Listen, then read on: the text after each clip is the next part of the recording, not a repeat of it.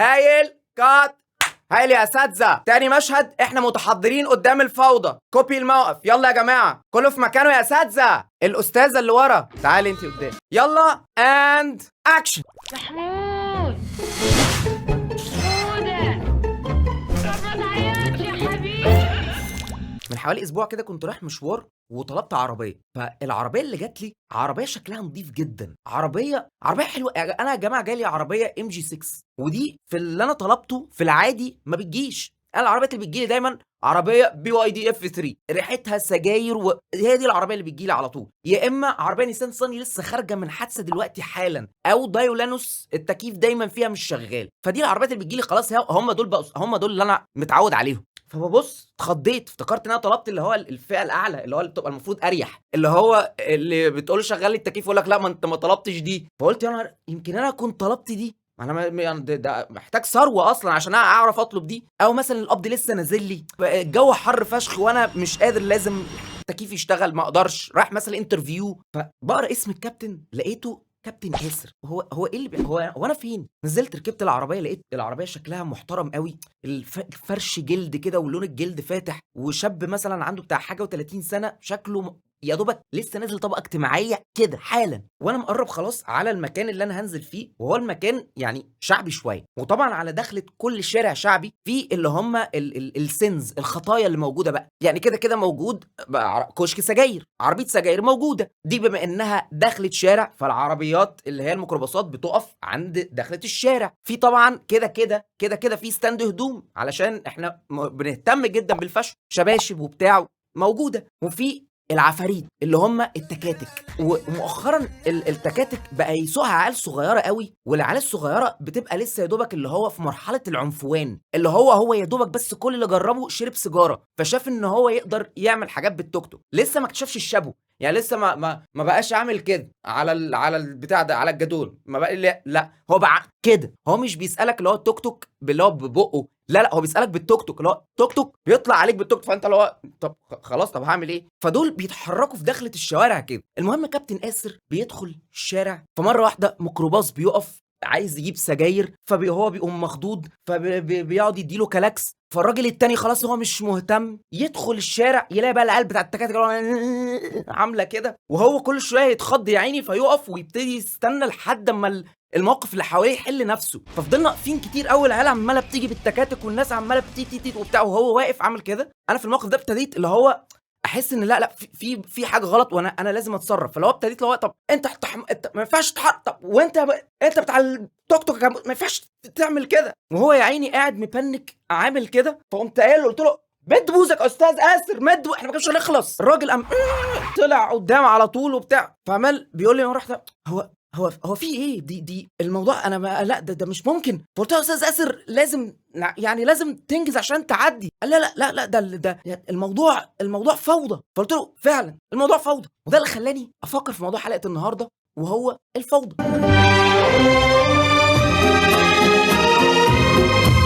الفوضى اللي بتحصل احنا اللي بنعمل شويه سلوكيات في الحياه عامه بتخلق الفوضى. يعني تبقى مثلا ماشي بالعربيه والمفروض انت هتلف يوتر، كل الناس واقفه محترمه في اليوترن، فيجي واحد بمنتهى العشوائيه جاي من ورا خالص، معدي العربيات اللي واقفه دي كلها، وجاي من جنب اليوترن وعامل كده علشان يقفل على كل العربيات اللي بتلف دي كده. ليه بقى؟ علشان انتوا كلكم وانا انصح واحد فيكم، فالناس اللي حوالين كلهم لو عملت هو مش انصح مننا، فيقوموا طالعين من فيقوموا رايحين بتخلق حاله من الفوضى في اليوترن. انت كل اللي ماشي صح ما بقاش اللي هو، يعني مثلا اقسم بالله انا بقيت اركب، وبالذات مثلا مع واحده مثلا صديقتي او حاجه، لو هي اللي سايقه وماشيه في الصح ما اللي هو لا ده احنا كده اتزنقنا في زحمه مش هنوصل النهارده. لا بص حبيبتي، لا مش كده، انت لازم بقى شايفه الناس شايفه الميكروباصات، شايفه العربيات دي كلها كده، احنا لازم ما نمشيش صح، لازم نروح وراهم ونلف اليوترن عشان نعرف نلف، احنا كده مش هنوصل. فلا دلوقتي خلاص ما بقاش كله ينفع يمشي صح، فدلوقتي في اليوترن بقى كل الناس انت شايفه الناس عماله بتعمل كده رقص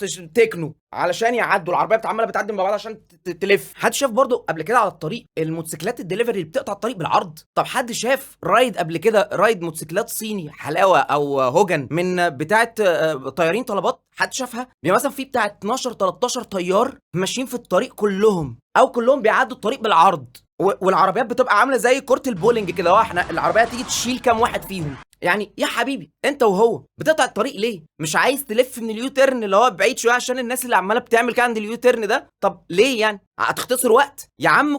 الاوردر على اللي طالبه، انت هتموت وانا هتحبس، واللي طالب الاوردر هيفضل يشتكي لو يا جماعه بجد مش ممكن الاوردر بيتاخر على الاخر. سيبك من امه، بس ما تقطعش الطريق كده من النص، هتموت يخرب بيتك. ربنا يستر عليكم والله بجد.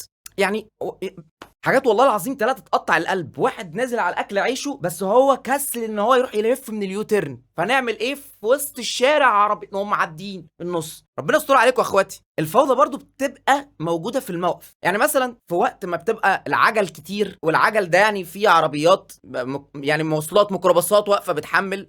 بص انا هخاطب كل الطبقات، هخاطب الطبقه دي وهخاطب الطبقه بتاعت بالانجلش بتوع الكول سنتر. لما يبقى في عربيات كتير بتحمل، انت مره واحده ممكن تلاقي 7 عربيات بيحملوا مع بعض، والناس ماشيه عماله بتتلقف من سواق للسواق التاني. انت رايح يا عم؟ هو انا اللي مناديله يا عم، هو مش رايح معاك. هو انت نازل فين؟ انت نازل فين يا استاذ؟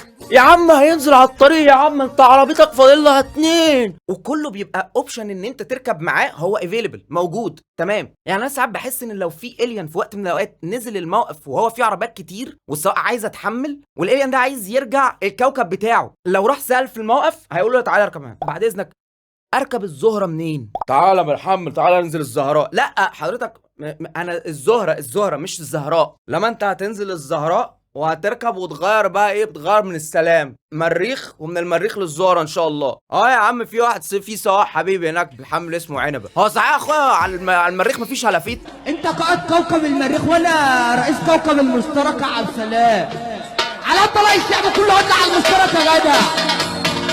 ايه يا عم انت بقى؟ مظاهر برضو من مظاهر الفوضى لما سواق بيكتشف في الموقف ان هو في سواق تاني اتجرأ وحمل عليه. ده احنا دلوقتي في المواقف المحترمه اللي هو احنا ماشيين بدور، فبرضه بتلاقي في الدور ده بتلاقي برضه ايه، واحد اللي هو بيلف اللفه دي. طبعا بعد وصله من الشخير وازدراء الاديان بتقال معلش يا حضرات، معلش احنا كلنا ننزل العربيه دي، هنروح العربيه دي. وطبعا هنا لوز يور فيت يو لوز يور سيت. لا خلاص انا قعدت جنب الشباك، انا ماليش دعوه، انا كنت قاعد في الكرسي اللي في النص ورا. لما ركبنا العربيه الجديده انا بقيت قاعد جنب الشباك خلاص. برضو الموقف لما ما بيبقاش فيه عجل، اللي هو ما بيبقاش فيه عربيات، خلاص انتوا عرفتوا بقى، تلاقي السواق داخل بسرعه فشخ وفي ناس متشعلقه كده في الشباك من ورا. هرب يا اسطى هرب. واول ما بكل تناكه الدنيا كلها يقوم قال اركبوا. انت بتلاقي في ناس بتفعص في بعض علشان تدخل، وناس بتنط تدخل من الشباك، وواحد دخل عمال بيحارب الناس كلها وقوم قاعد وعامل كده. وما لا يا احمد يلا خلاص انا برنس يلا. في بقى موقف انا بضحك عليه قوي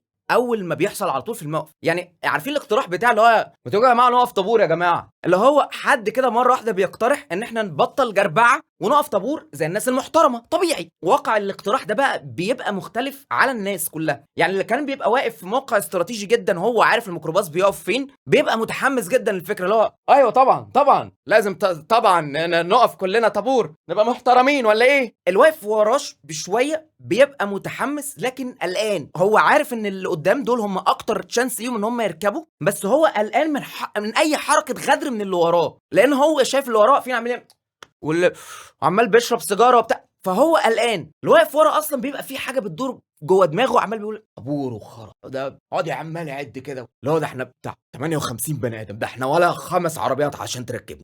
تيجي العربيه تقف تلاقي الناس كلها بلا طابور بلا خرا، كله بينط وبتاع، والناس عماله تزعق اللي قدام عمال يقول يا جماعه بالدور يا جماعه في طابور. واحد في نص الطابور مفعوص يعني عمال يقول لك الستات والاطفال الاول طلعوهم. هي حرب يا جدعان، احنا بنعمل اخلاء من الموقف. وبعد ما بيحصل برضو المشهد بتاع اللي هو احنا 2 بس في واحد ورا، طب احنا محتاجين واحد لوحده، ويقع الاختيار على واحد، انا واحد لوحدي انا، يقوم متاخد قاعد في العربيه لوحده وتطلع العربيه. بعد المشهد ده بنعيد نفس السيكونس تاني. هايل كات هايل يا اساتذه. تاني مشهد احنا متحضرين قدام الفوضى، كوبي الموقف يلا يا جماعه كله في مكانه يا اساتذه. الاستاذه اللي ورا تعالي انت قدام يلا اند اكشن.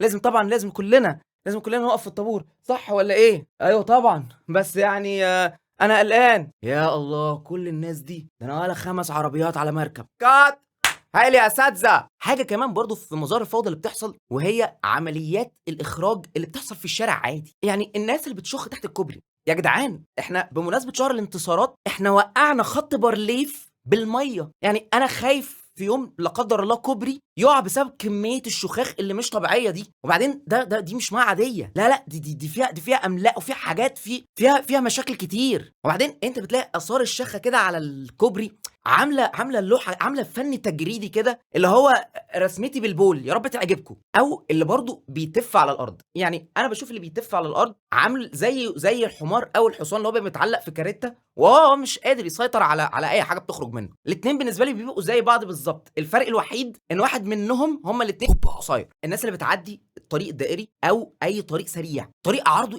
كبير فشخ، الطريق اصلا محتاج ان انت توقف له توك توك تعدي بيه الناحيه الثانيه، وفي على بعد 200 متر منك في سلم. فانا مش فاهم القلب اللي بيجي للست اللي مثلا اللي بتبقى ساحبه وراها قرطه عيال عامله زي البطه اللي في توم وجيري دي. انا مش فاهم حضرتك طنط انت هتعدي المسافه دي كلها ازاي جري؟ يعني ما نتمشى ونطلع الكوبري وننزل. حد شاف يا جماعه الست المصريه وهي بتجري بتبقى عامله ازاي؟ وهي بتجري بتبقى ابطا من وهي بتمشي. اول مثلا تبقى ماشي رايح الساحل بتلاقي برضو مره واحده في شويه حاجات كده عدت قدامك انت مش فاهم ايه ده، بس ده في مره واحده في ناس في 3 واقفين في الشارع عمالين يعملوا كده وانت قاعد عمال طب هنعمل ايه؟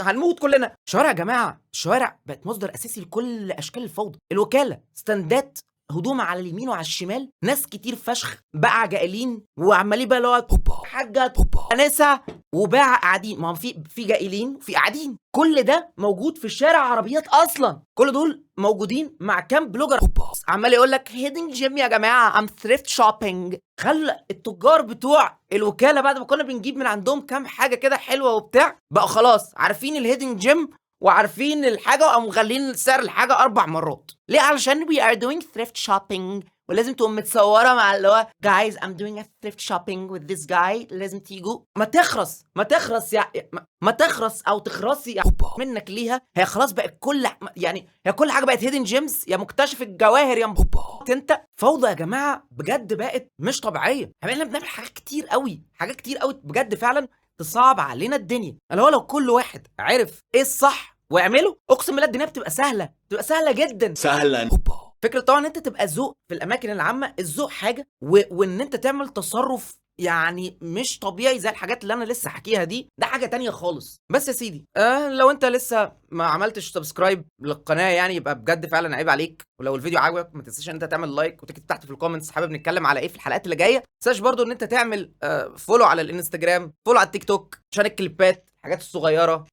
لو في مثلا يعني ان شاء الله حفله مثلا جايه او حاجه، في مثلا اي حاجه جديده اي حاجه بتحصل بنقول عليها على الانستجرام. بس يا سيدي كنت معاكم انا محمود النجار وده كان همي يضحك. وخلي بالكم من نفسكم. السلام عليكم. السلام عليكم يا جدعان. العبط ده ماشي اوكي.